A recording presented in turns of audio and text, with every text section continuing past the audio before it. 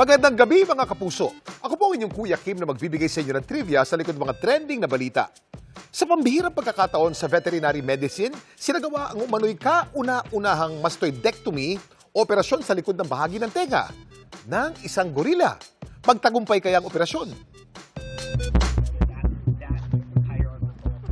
Ito si Mizani, isang 12-year-old Western lowland gorilla sa San Diego Zoo Safari Park sa Amerika. Kamakailan lang napag-alaman na si Mizani merong sinusitis at mastoiditis. Isang impeksyon sa mastoid bone. Kapag hindi raw tumagapan, maari daw niya ito ikapahamak.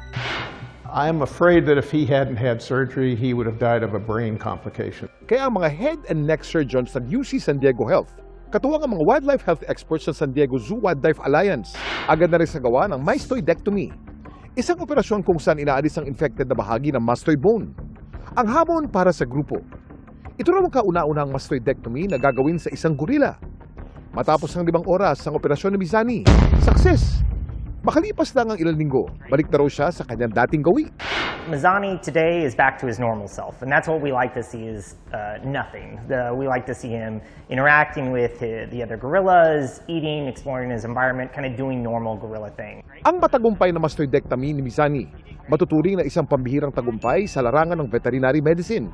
You know, it's inspiring to think that we could bring modern medicine together and help that poor animal, and to see him doing so well and thriving afterward with no deficits. Pero alam niyo ba na mga Western lowland gorilla gaya ni Mizani, isa pala sa pinakamalapit na kamag-anak nating mga tao? Kuya Kim, ano na?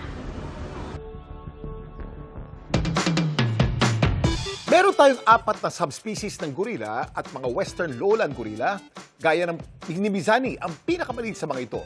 Ang isang adult male na Western lowland gorilla umabot ng 180 kilos o 400 pounds ang bigat. Kaya sila pa rin ang tinuturing na pinakamalaking primate sa buong mundo.